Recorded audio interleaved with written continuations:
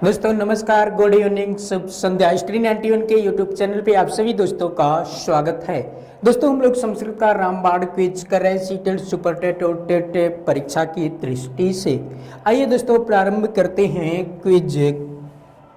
दोस्तों स्टडी 91 में महाबचत ऑफर के तहत यूजीसी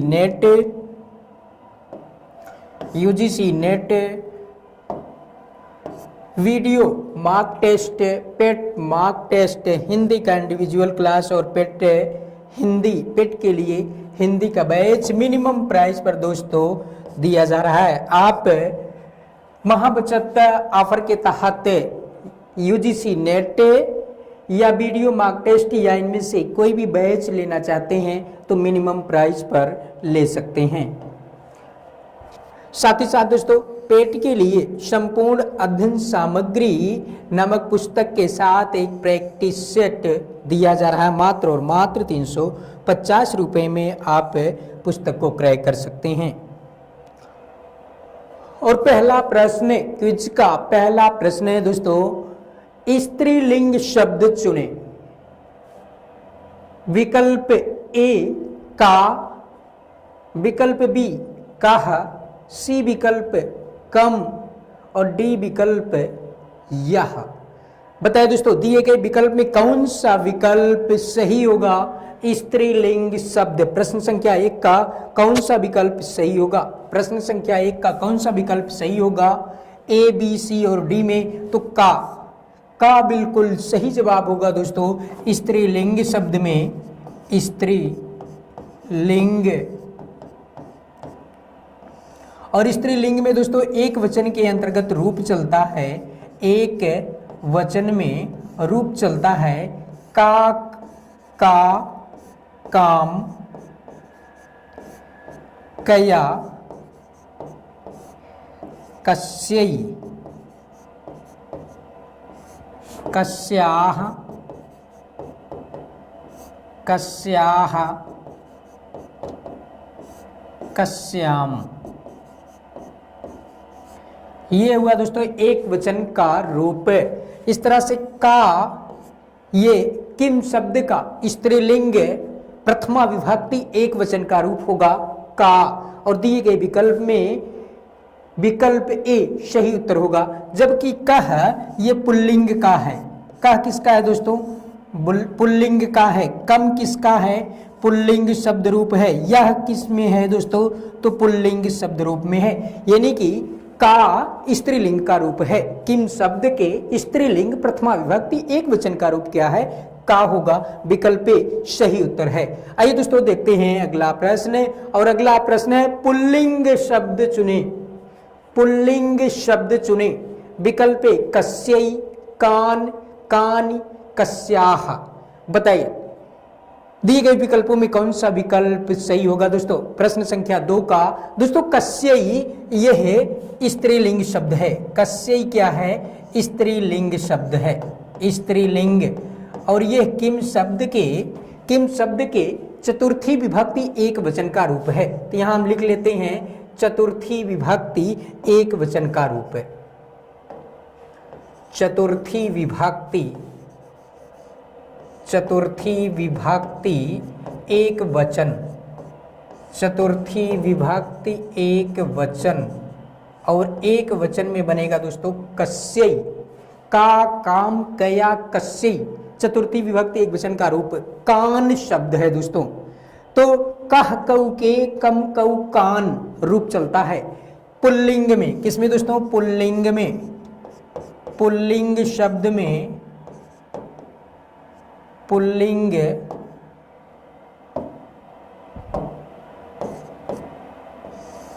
पुल्लिंग शब्द में दोस्तों द्वितीया विभक्ति बहुवचन का रूप, बहुवचन का रूप कानी। तो ये दोस्तों नपुंसक लिंग में, नपुंसक लिंग में दोस्तों नपुंसक लिंग में बनेगा। और किम के कानि, किम के कानि यानी कि प्रथमा और द्वितीया विभक्ति के, प्रथमा और द्वितीया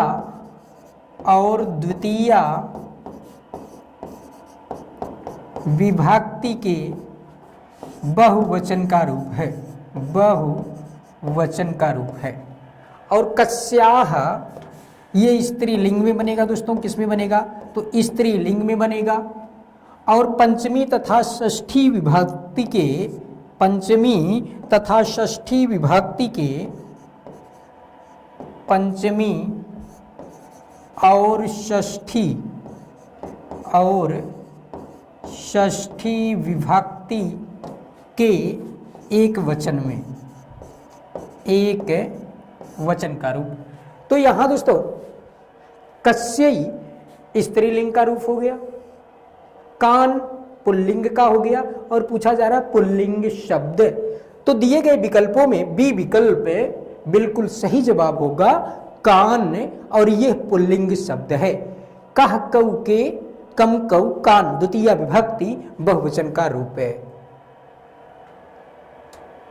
अगला प्रश्न दोस्तों वाच्य परिवर्तन से, प्रश्न संख्या 3, भाववाच्य के लिए निम्नलिखित में क्या सही नहीं है? भाववाच्य के लिए निम्नलिखित में क्या सही नहीं है? बताइए दोस्तों कौन सा विकल्प सही होगा? ए विकल्प है भाववाच्य तभी होगा जब क्रिया कर्मक हो, भाववाच्य तभी हो, भाववाच्य तभी होगा जब क्रिया अकर्मक हो। या ये अकर्मक शब्द है दोस्तों,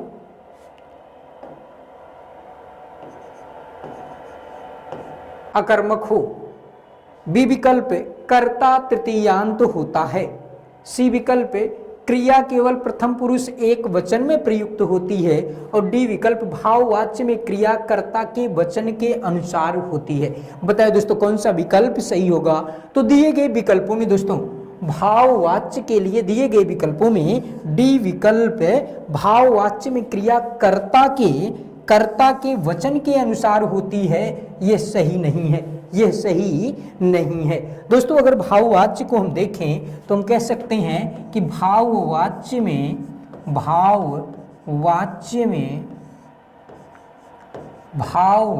में नंबर 1 क्रिया की प्रधानता होती है, क्रिया की प्रधानता होती है, प्रधानता होती है। और नंबर 2 क्रिया सदैव प्रथम पुरुष एक वचन में, क्रिया सदैव प्रथम पुरुष एक वचन में प्रयुक्त होती है, एक वचन में प्रयुक्त होती है। नंबर 3 भाववाच्य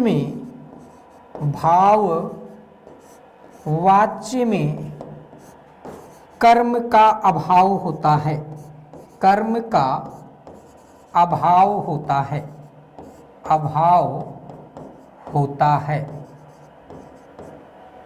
और अगला पॉइंट दोस्तों भाववाच्य के कर्ता में तृतीया विभक्ति होती है, भाववाच्य के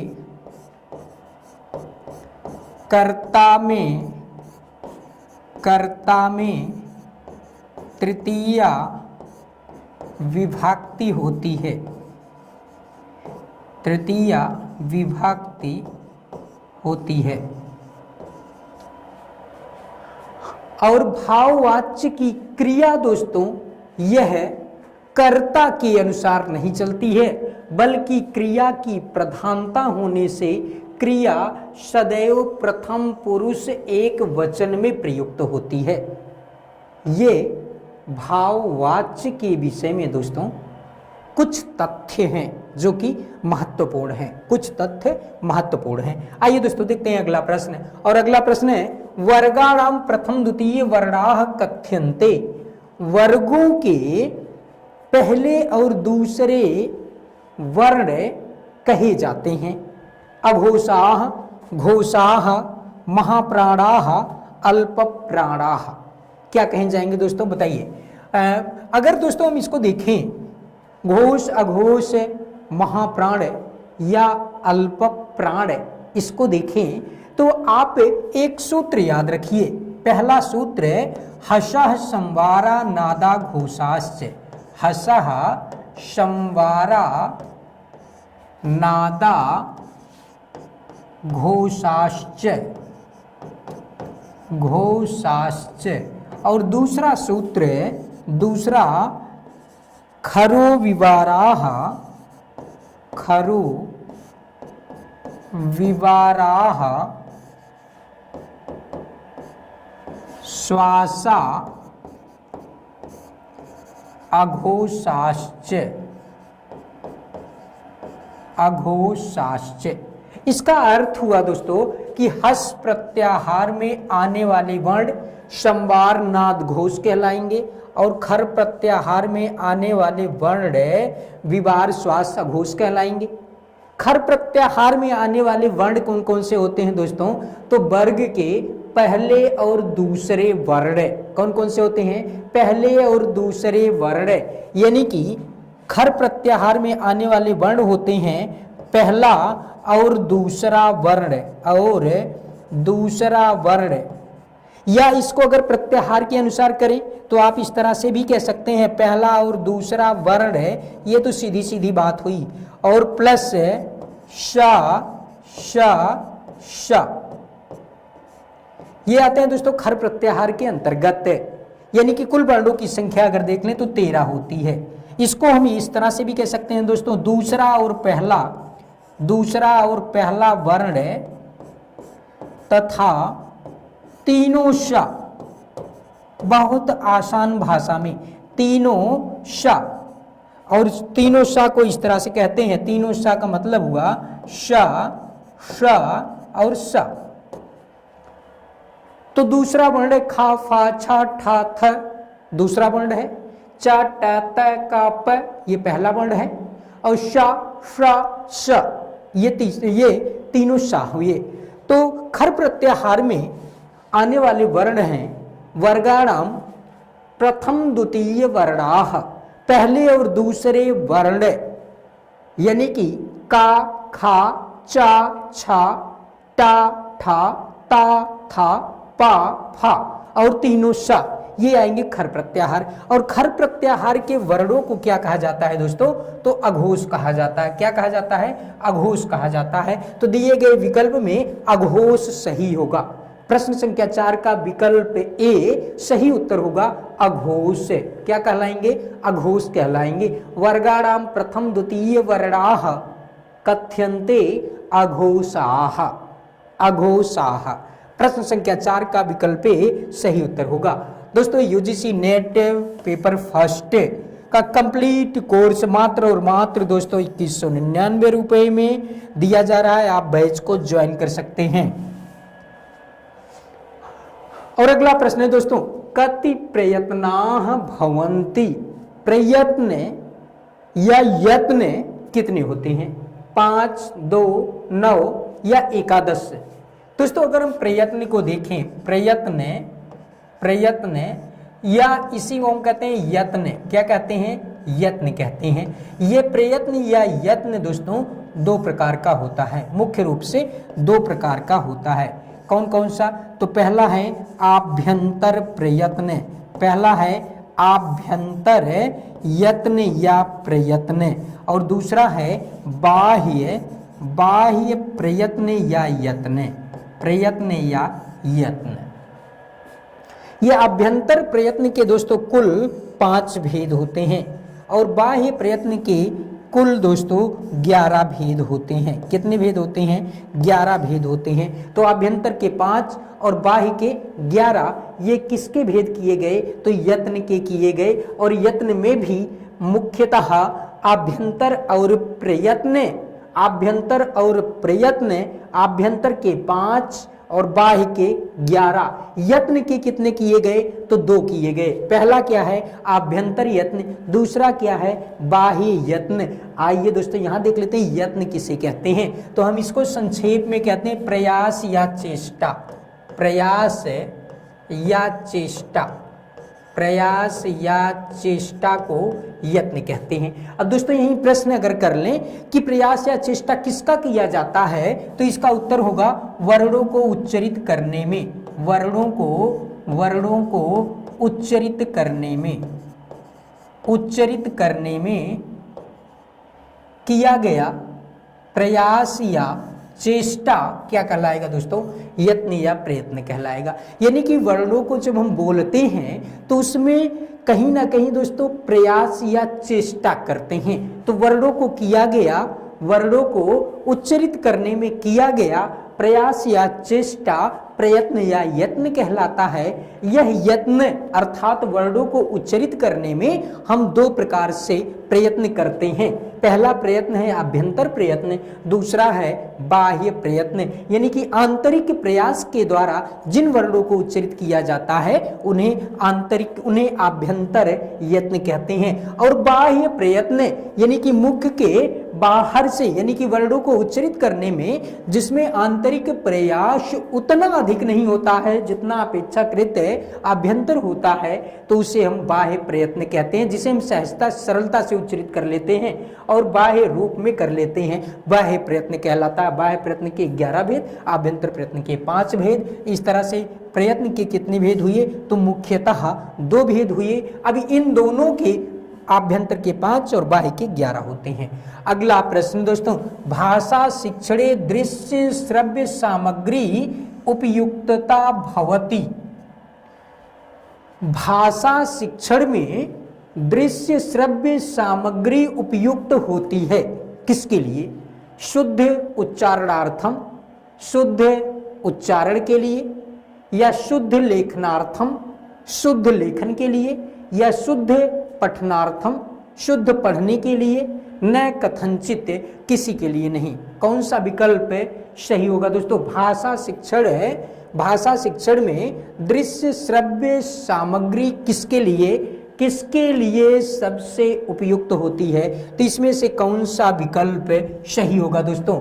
दृश्य श्रव्य सामग्री से आप क्या कर सकते हैं? शुद्ध उच्चारण कर सकते हैं, या शुद्ध लेखन कर सकते हैं, या शुद्ध पढ़ सकते हैं। किसके लिए कर सकते हैं दोस्तों? तो दिए गए विकल्प में न कथनचित, दिए गए विकल्प में कोई भी उपयुक्त उत्तर नहीं है। दृश्य श्रव्य सामग्री किस लिए प्रयुक्त किया जाता है दोस्तों? तो यह है शिक्षण कार्य को रोचक बनाने के लिए, रोचक बनाने के लिए दृश्य श्रव्य सामग्री उपयुक्त होती है। और दिए गए विकल्प में दृश्य श्रव्य सामग्री से कोई संबंध नहीं है। तो इस तरह से प्रश्न संख्या 6 का विकल्प डी सही उत्तर होगा। आइए दोस्तों देखते हैं अगला प्रश्न। अगला प्रश्न है भाषा शिक्षणे दृश्य श्रव्य सामग्री एतद अर्थम उपयुक्तता भवति। एतद अर्थम उपयुक्तता भवति, बताइए कौन सा प्रश्न सही होगा दोस्तों? इस तरह से दोस्तों भाषा शिक्षण में दृश्य श्रव्य सामग्री एतद अर्थम उपयुक्तता भवति, इसमें उसी प्रश्न संख्या 6 का ही दोस्तों दोहरा हो गया। उपर्युक्तेषु न किंचित शब्द है दोस्तों।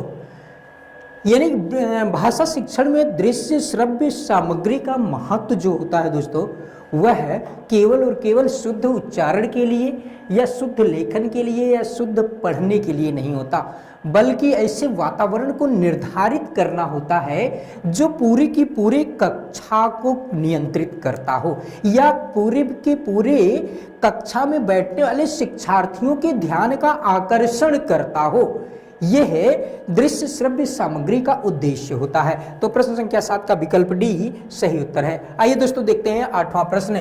मौखिक प्रस्तुतीकरणार्थम निम्नलिखितेषु का वा पद्धति योग्या नास्ति। कौन सी पद्धति योग्य नहीं है? मौखिक प्रस्तुतीकरण के लिए निम्नलिखित में से कौन सी पद्धति योग्य नहीं है? स्वर प्रस्तुति, ये मौखिक प्रस्तुतिकरण के लिए आवश्यक है। जब आप उच्चारण करते हैं तो मौखिक रूप से करते हैं, उससे स्वर की प्रस्तुतिकरण होती है। काव्य का पाठ भी करते हैं, तब भी आप मौखिक प्रस्तुतिकरण करते हैं।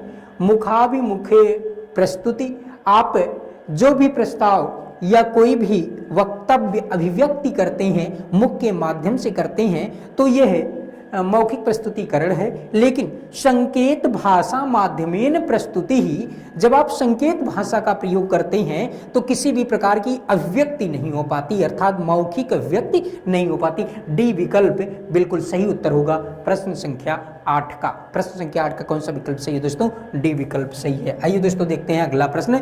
दोस्तों यूपीएसएससी पेट एग्जाम के लिए 15 मार्क टेस्ट, 3000 से अधिक महत्वपूर्ण क्विज और वीडियो सॉल्यूशन और डाउट क्लियरिंग सेशन, आप नया बैच इसका दोस्तों चल रहा है, आप इस बैच को ले सकते हैं।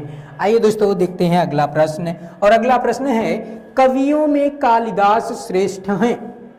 कवियों में कालिदास श्रेष्ठ हैं, यहाँ निर्धारण किया जा रहा है दोस्तों किसका? किसी एक का। किसमें? समुदाय विशेष में। पूरे कवियों में किसी एक का व्यक्तिगत नाम दिया गया कि वो श्रेष्ठ हैं। बताइए, अस्य वाक्य से संस्कृते अनुवादम कुरुते, इस वाक्य का संस्कृत में अनुवाद करिए। कवे कालिदासा श्रेष्ठा, कवि कालिदासा श्रेष्ठा, कवियो कालिदासा श्रेष्ठा, कविसु कालिदासा श्रेष्ठा। कौन सा विकल्प सही होगा दोस्तों? तो कविसु कालिदासा श्रेष्ठा। कवियों में कविसु, और ये दोस्तों कवि शब्द के सप्तमी विभक्ति बहुवचन का रूप है। कविसु कालिदासः श्रेष्ठा, कवियों में कालिदास श्रेष्ठ हैं। अगला प्रश्न दोस्तों, वाक्यम इदम संशोधयत बालका पुस्तकम रोचते, इसको शुद्ध करना दोस्तों। तो बालकम पुस्तकम रोचते, बालकेन पुस्तकम रोचते, बालकाय पुस्तकम रोचते, बालकस्य पुस्तकम रोचते। कौन सा विकल्प सही होगा दोस्तों? तो दिए गए विकल्प में दोस्तों रुच धातु, रुच्यर्था नाम प्रियमाणा, रुच धातु या रुच धातु के समान अर्थ वाली धातुओं में प्रियमाण जिसको प्रसन्न करता है उसमें चतुर्थी विभक्ति होती है दोस्तों। तो बालकाय पुस्तकम रोचते, बालकों को पुस्तक, बालक को पुस्तक अच्छी लगती है, सी विकल्प सही होगा, बालकाय पुस्तकम रोचते। आइए दोस्तों देखते हैं अगला प्रश्न, और अगला प्रश्न हरि वैकुंठ में रहते हैं, अस्य संस्कृते अनुवादम कुरुत। हरि वैकुंठ में रहते हैं, इस वाक्य का संस्कृत में अनुवाद करो। विकल्प ए हरि वैकुंठम अधिवसति, हरि वैकुंठम वसति, हरि वैकुंठे अधिवसति, हरि वैकुंठम उपवसति। दोस्तों अधिसिंह अष्टाशाम कर्म, अधिसिंह अष्टाशाम कर्म, जब हम लोग दोस्तों अध्ययन कर रहे थे तो कहीं ना कहीं अधि उपसर्ग अगर सी अस्था और आस धातु के साथ हो तो उनके आधार की कर्म संज्ञा होती है। कौन सी संज्ञा होती है दोस्तों? कर्म संज्ञा होती है। तो इस तरह से विकल्प ए सही उत्तर होगा प्रश्न संख्या 11 का। प्रश्न संख्या 11 का विकल्प ए सही उत्तर होगा दोस्तों, जिसमें उप, जैसे उप, अनु, अधि, आंग आदि अगर वस धातु के पूर्व भी हैं तो इनके भी आधार की कर्म संज्ञा होती है। तो आप उपान्नोध्यांग वसा, उपान्नोध्यांग वसः, उप, अनु, अधि, आंग, उपान्नोध्यांग वसा से इसमें दोस्तों चूंकि अधि वस धातु के पूर्व अधि उपसर्ग लग रहा है तो 11 का विकल्प ए सही उत्तर होगा। बी, सी और डी ये गलत उत्तर हैं, ये गलत उत्तर हैं। आइए दोस्तों देखते हैं अगला प्रश्न, और अगला प्रश्न है अत्र विधिलिंग लकारस्य उदाहरणम अस्ति। यहाँ विधिलिंग लकार का उदाहरण है कौन सा? कृतज्ञताम, वांछति, प्रकटयति, आचरेते। कौन सा विकल्प सही होगा दोस्तों? तो विधिलिंग लकार का उदाहरण क्या है? आचरेते। क्या है? आचरेते।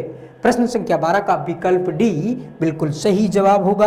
अगला प्रश्न दोस्तों डेली यूट्यूब शेड्यूल स्टडी 91 का सुबह 8 बजे हम लोग डेली करंट अफेयर्स 9 बजे इंडियन पॉलिटी, 10 बजे जीके जीएस, 12 बजे रीजनिंग, 1 बजे ज्योग्राफी, 3 बजे मैथ और 6 बजे अभी अभी हम लोगों ने साइंस का क्लास किया तथा 7 बजे हम सभी दोस्त उपस्थित हैं संस्कृत की कक्षा में। और दोस्तों इसके बाद 8 बजे नितिन सर द्वारा सामान्य हिंदी, करंट अफेयर्स और सामान्य अध्ययन का लाइव क्लास लिया जाता है।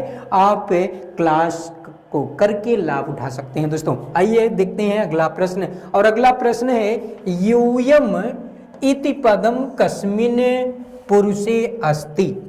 यूयम यह पद किस पुरुष में है? मध्यम पुरुषे, उत्तम पुरुषे, ये दोस्तों एक में रहेगा। मध्यम पुरुषे, उत्तम पुरुषे, वृद्ध पुरुषे, प्रथम पुरुषे, बताइए कौन सा विकल्प सही होगा दोस्तों?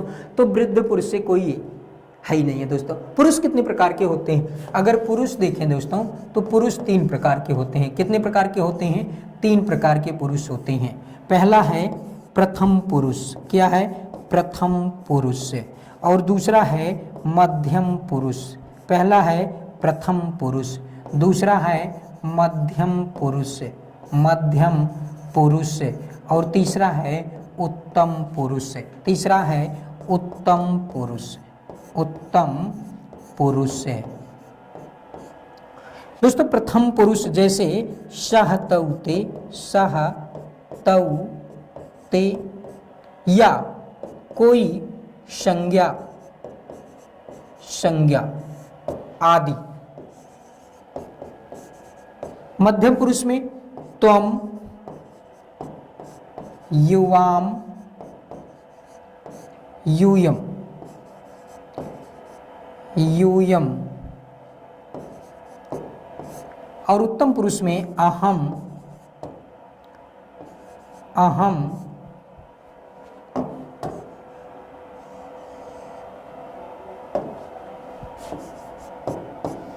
आवाम और वयम। मैं, हम दोनों, हम सब, तुम, तुम दोनों, तुम सब, वह, वे दोनों, वे सब, या कोई संज्ञा जैसे बालिका, बालिके, बालिकाः, रामः, रामौ, रामाः, रमा, रमे, रमाः आदि। तो इस तरह से दोस्तों यूयम किस में लगेगा दोस्तों? मध्यम पुरुष में। किस में है? यूयम। तुम, युवाम, यूयम। यूयम शब्द मध्यम पुरुष के बहुवचन में लगेगा। किस में लगेगा? मध्यम पुरुष के बहुवचन में यूयम बनेगा। प्रश्न संख्या 13 का विकल्प सही उत्तर होगा। अगला प्रश्न दोस्तों, करिष्यामः इति पदे लकारः अस्ति। लिट लकारः, लंग लकारः, लट लकारः, लोट लकारः। दोस्तों करिष्यामः यह लिट लकार, करिष्यामः, करिष्यामः,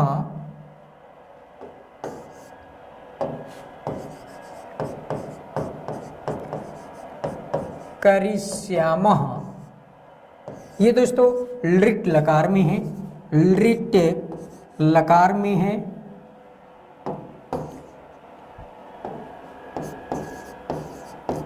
लिट लकार में।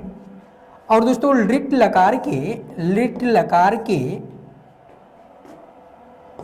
उत्तम पुरुष, उत्तम पुरुष में है, और उत्तम पुरुष के बहुवचन में है, बहुवचन में है। और रूप चलता है करिष्यामि, करिष्यावः, करिष्यामः। तो करिष्यामः ये पद लिट लकार के उत्तम पुरुष के बहुवचन का रूप है। क्या? करिष्यामः। इस तरह से दोस्तों विकल्प लिट लकार भविष्यत काल सही उत्तर होगा प्रश्न संख्या 14 का। अगला प्रश्न दोस्तों सुमेलित कीजिए। वाक्य पदीयम हर्षः मुद्रा राक्षसम भर्तृहरिः अभिज्ञान शाकुंतलम विशाखदत्तः रत्नावली कालिदासः। तो वाक्य पदीयम दोस्तों यह है भर्तृहरि की रचना है। मुद्रा राक्षस विशाख दत्त की रचना है। अभिज्ञान शाकुंतलम कालिदास की, और रत्नावली श्रीहर्ष की। इस तरह से 2, 3, 4 एक उत्तर सही होगा दोस्तों। 2, 3, 4 एक उत्तर बिल्कुल सही जवाब है। यानी कि वाक्य पदीयम आचार्य भर्तृहरि मुद्रा राक्षसम विशाख दत्त, अभिज्ञान शाकुंतलम महाकवि कालिदास, रत्नावली श्रीहर्ष की रचनाएं हैं, श्रीहर्ष की रचना है। अगला है दोस्तों वाल्मीकि ही बुद्धचरितम, कालिदासः रामायणम, अश्वघोषः रघुवंशम, श्रीहर्षः नैष्ठीय चरितम। वाल्मीकि ही रामायणम, कालिदासः, कालिदास का दोस्तों अगर देखें तो रघुवंशम, अश्वघोषः बुद्धचरितम और श्रीहर्ष नैष्ठीय चरितम, नैष्ठीय चरितम। इस तरह से दोस्तों 2 3 1 4, 2 3 1 4 बिल्कुल सही जवाब होगा। प्रश्न संख्या 16 का विकल्प ए सही उत्तर है। अगला प्रश्न दोस्तों वीडियो री एग्जाम के लिए top 15 mark test with video solution आप प्राप्त कर सकते हैं मात्र और मात्र 349 रुपए में। और इसके साथ साथ दोस्तों वीडियो का हल प्रश्न पत्र और फ्री मॉडल टेस्ट पेपर भी दोस्तों आप प्राप्त कर सकते हैं एक्स्ट्रा डिस्काउंट के साथ है। अगला प्रश्न है दोस्तों आचार्य मम्मट के अनुसार काव्य का लक्षण है वाक्यम रसात्मकम काव्यम, वक्रोक्ति ही काव्य जीवितम, तद्दोषौ शब्दार्थौ सगुणावन लंकृति पुनः क्वापि रमणीयार्थ प्रतिपादकः शब्दः काव्यम।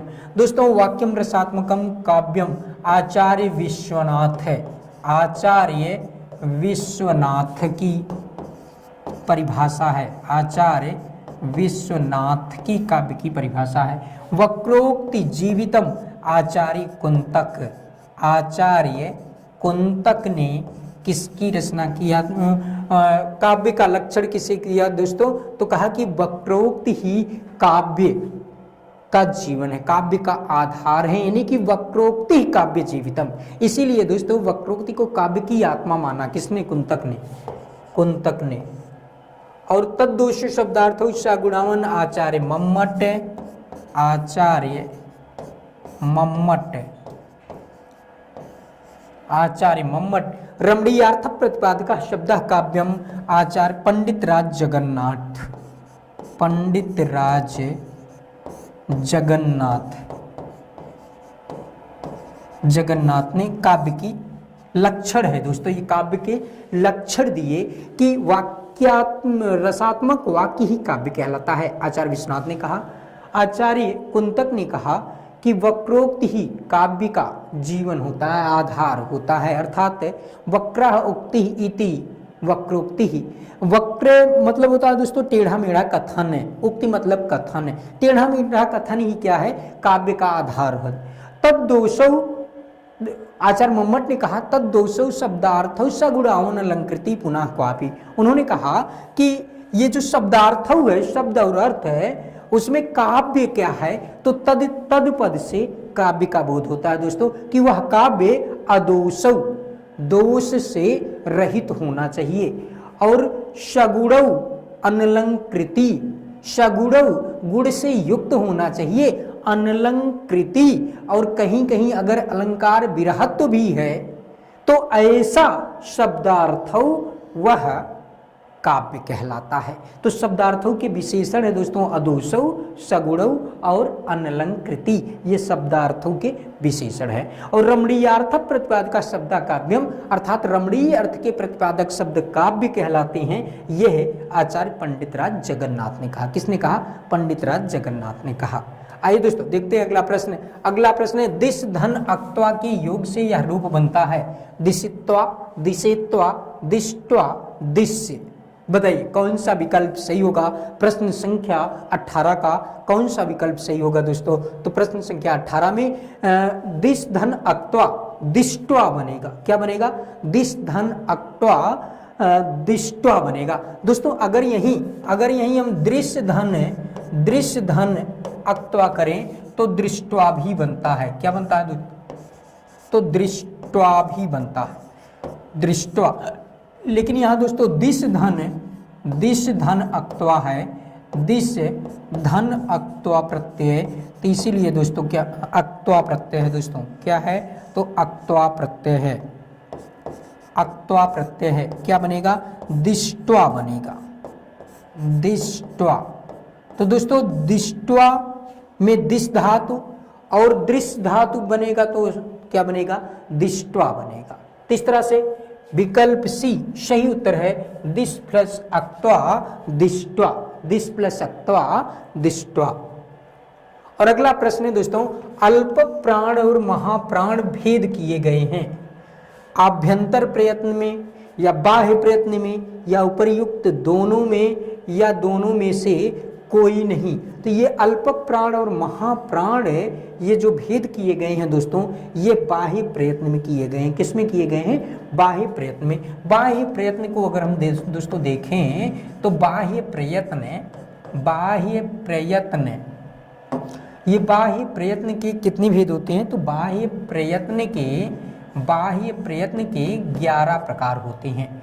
और इन्हीं 11 प्रकारों को अगर देखें दोस्तों तो है संवार, क्या है, संवार नाद घोष,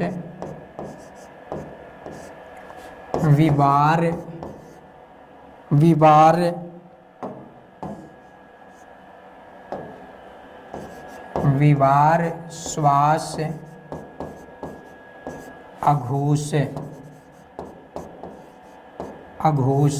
अल्प प्राण,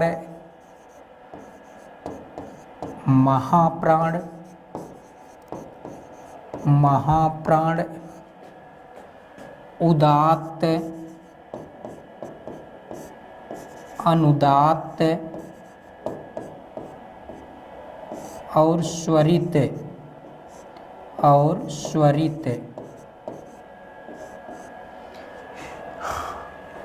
गिनती कर लेते हैं दोस्तों, 1 2 3 4 5 6 7 8 9 10 11। यही 11 प्रकार दोस्तों क्या कहलाते हैं, बाह्य प्रयत्न।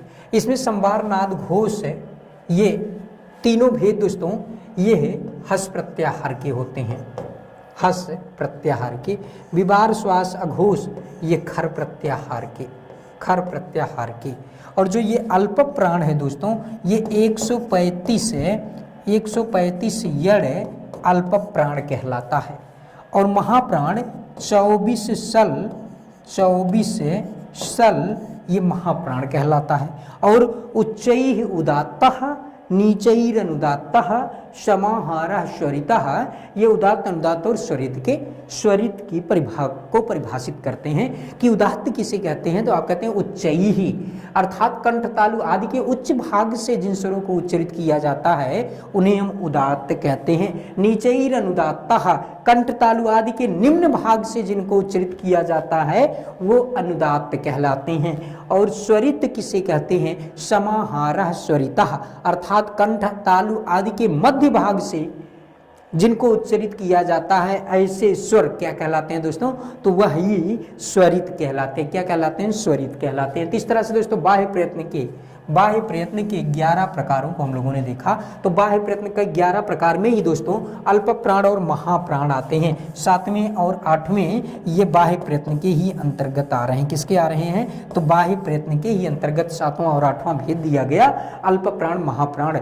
135 से तात्पर्य दोस्तों हिंदी वर्णमाला में वर्णित प्रत्येक वर्ग का पहला, तीसरा, 5वां वर्ण और यड़ प्रत्याहार में आने वाला या व राला या कहें अंतस्थ व्यंजन, या इसको इस तरह से भी कह सकते हैं दोस्तों, अंतस्थ व्यंजन प्लस पहला, तीसरा, 5वां वर्ण अल्प प्राण कहलाता है।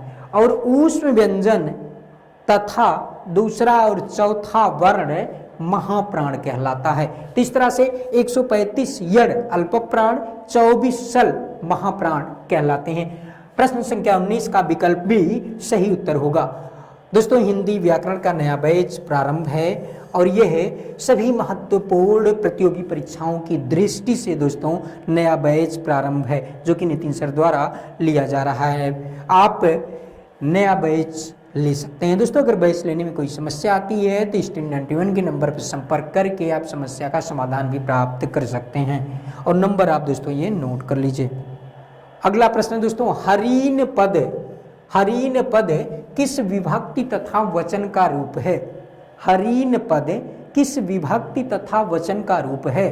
प्रथमा विभक्ति ये होना चाहिए दोस्तों, प्रथमा विभक्ति बहुवचन का, या द्वितीय विभक्ति बहुवचन का, तृतीया विभक्ति बहुवचन का या चतुर्थी विभक्ति बहुवचन का। दोस्तों हरि शब्द है हरि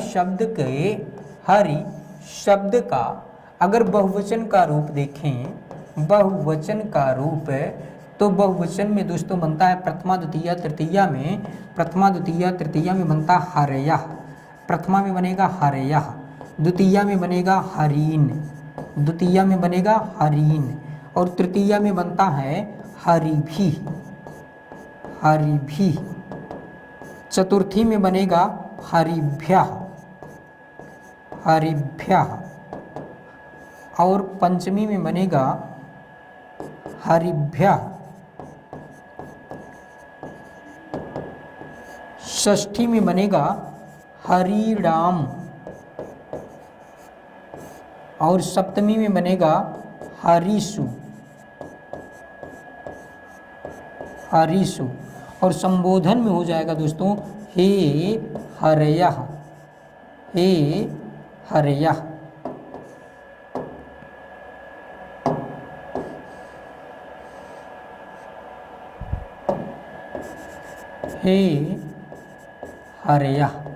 तो इस तरह से दोस्तों बहुवचन में हरि का रूप कैसे चलेगा, हरयः हरीन, हरिभिः हरिभ्यः, हरिभ्यः हरिणाम, हरिषु हरयः, हरयः हरीन, हरिभिः हरिभ्यः, हरिभ्यः हरिणाम, हरिषु हरयः।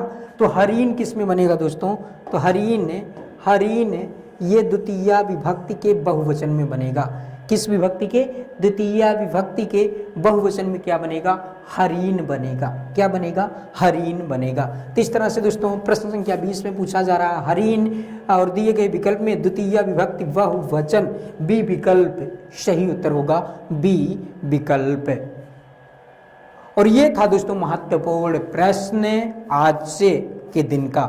दोस्तों आज के लिए बस इतना ही, मिलते हैं अगली कक्षा में सायंकाल 7 बजे। तब तक के लिए आप सभी दोस्तों को शुभ रात्रि।